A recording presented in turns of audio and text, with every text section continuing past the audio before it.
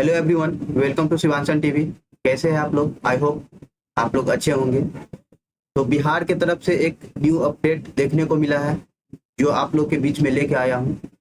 ये जो है दरोगा भर्ती, बिहार दरोगा भर्ती एसआई की जो भर्ती है उनकी अपडेट आई है। ठीक है, तो ये जो अपडेट आया है तो ये आप लोग के बीच में रखा हूँ और बताने जा रहा हूँ कि ये जो 10 दिनों में शुरू होगी 1800 दरोगा बहाली, और ये सही भी है।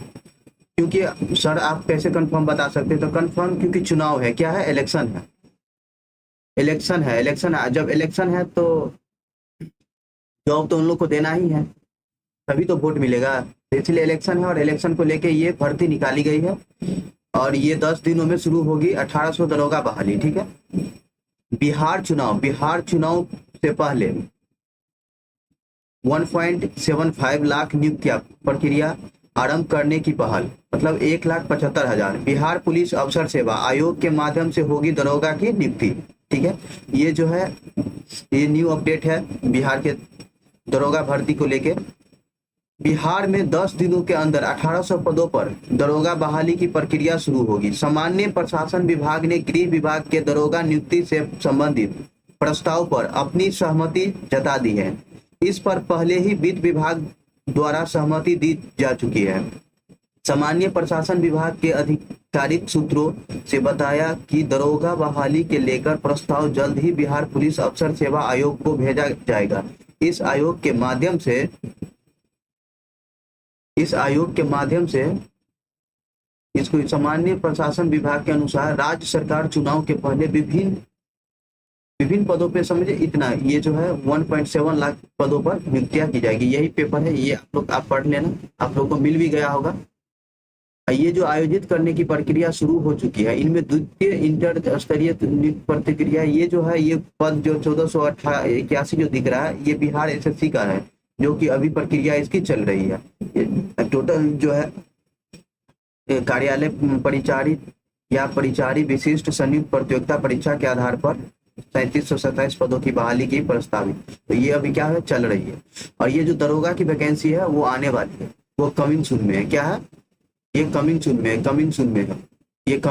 ये अभी आए नहीं है। ठीक है, और ये जो प्रक्रिया 1488 वाला है वो अभी चल रही है बिहार एसएससी के। ठीक है, तो ये बिहार दरोगा के लिए आप लोग को पूरा फुल डिटेल्स बता देते हैं। ठीक है, आप लोग पहले से प्रिपेयर हो जाओ, जिससे ये जो वैकेंसी आएगी तो उस समय में ये खोजना ना पड़े, वीडियो देखना ना पड़े कि क्या क्या जरूरत लगेगी, क्या क्या इसमें एलिजिबिलिटी है, क्या योग्यता है, क्या आपकी हाइट है, कैसे प्रिपेयर करना है, सब कुछ आप फुल डिटेल्स इस वीडियो में जान लो। ठीक है, इसमें जो एज है, एज वो जनरल के लिए जो है, मेल के लिए आपको मिनिमम 20 है, मैक्सिमम 37 है। ठीक है, फीमेल के लिए 20 है मिनिमम और मैक्सिमम 40 है।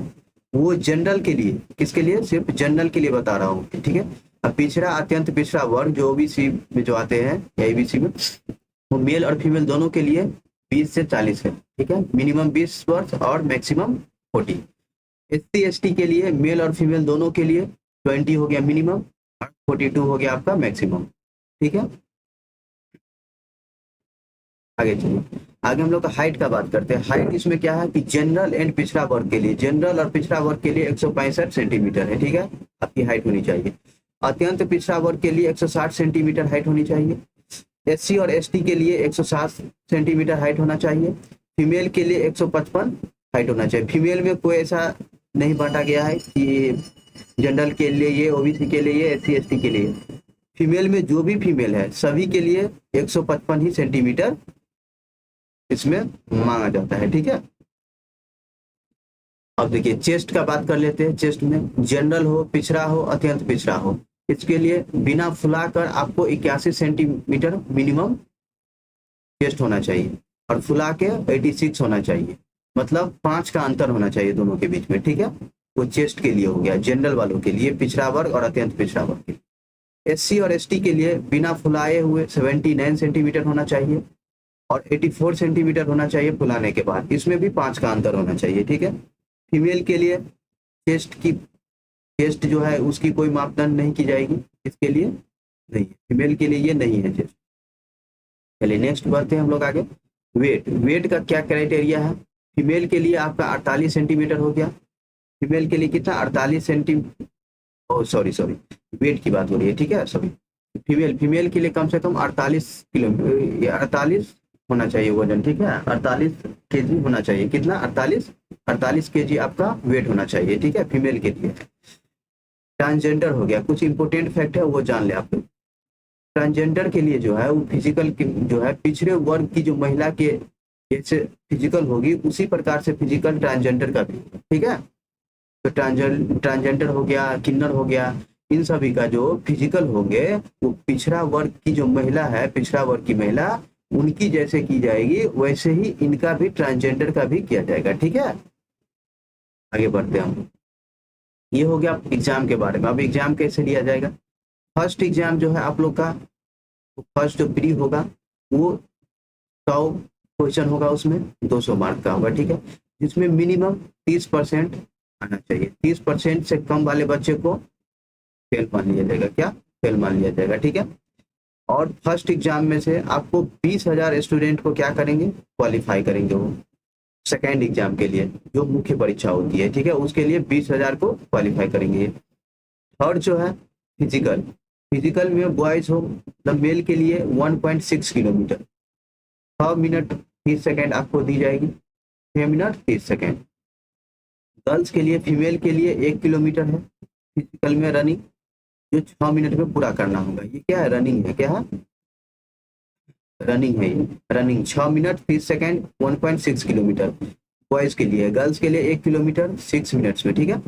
जंप का बात करते हैं, ऊंची कूद। ऊंची कूद में बॉयज के लिए मतलब मेल के लिए मिनिमम 4 फीट होना चाहिए, 4 फीट ऊंची कूद आपको करना होगा मिनिमम। गर्ल्स के लिए मिनिमम 3 फीट, 3 फीट आपको ऊंची कूद करना होगा, ठीक है, तभी जाके आप क्वालिफाई कर पाएंगे। आगे चलते हैं, लंबी कूद। अब इसके बाद क्या होगा? लंबी कूद। लंबी कूद में बॉयज के लिए मिनिमम आपको 12 फीट करना ही पड़ेगा। गर्ल्स के लिए, फीमेल के लिए मिनिमम आपको 9 फीट करना ही पड़ेगा। इसके बाद प्रक्रिया होगी गोला फेंक। गोला फेंक बॉयज के लिए, मेल के लिए 16 पाउंड का आपका गोला रहेगा, उसको 16 फीट फेंकना होगा मिनिमम, ठीक है। और गर्ल्स के लिए 12 पाउंड का गोला होगा, जिनको मिनिमम 10 फीट फेंकना होगा।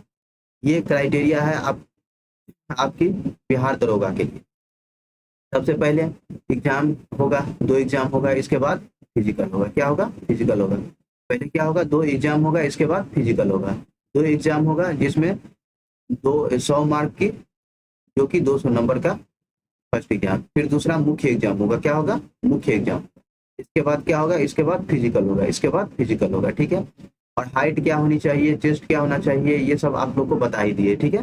तो ये सब आप लोग को पहले जानकारी मिल गया। इससे क्या होंगे कि आप लोग पहले से प्रिपेयर हो जाएंगे, ठीक है, आने वाली वैकेंसी के लिए। तो ये जो वैकेंसी है, ये अभी तो नोटिफिकेशन ऑफिशियल नहीं आया है, लेकिन ये देखने को मिला है न्यू अपडेट पेपर में, ठीक है। ये है पटना हिंदुस्तान ब्यूरो में, ठीक है। तो ये, और ये कंफर्म ही समझ लो आप लोग, क्योंकि ये वैकेंसी आएगा ही आएगा। अभी चुनाव है, वैकेंसी आना ही है। और सारी वैकेंसी आई भी है, जिनमें अभी चल रही है फॉर्म भी, बिहार एसएससी का भी फॉर्म भरा ही रहा है।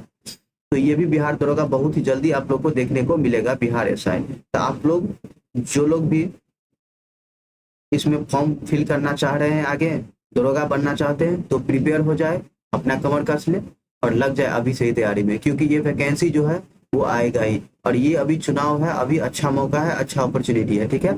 आगे कब आएगा नहीं आएगा कोई ठीक नहीं। पिछले बार आया था 1200 कुछ, ऐसे ही 1200 के लगभग में, 1200 कुछ था, मुझे याद नहीं है, उनके लगभग में वो वैकेंसी था। इसके बाद ये 1800 आने वाली है, ठीक है। तो आप लोग लग जाएं, और न्यू वैकेंसी जो पूरे भारतवर्ष में कहीं भी आएगी, तो न्यू नोटिफिकेशन जब भी आएगी तो आप लोग के बीच मैं इन्फॉर्मेशन लेके आऊँगा और अपडेट रखूंगा। तो इस अपडेट के लिए आप लोग जुड़ जाए शिवानसन टीवी के साथ, क्योंकि शिवानसन टीवी पे न्यू अपडेट मिलता रहेगा, जॉब से जुड़ी हुई कोई भी हो, या बिहार से हो या अदर स्टेट हो या सेंट्रल जॉब हो, कोई भी जॉब हो, सब इन्फॉर्मेशन आपको फुल डिटेल्स में बताया जाएगा, ठीक है।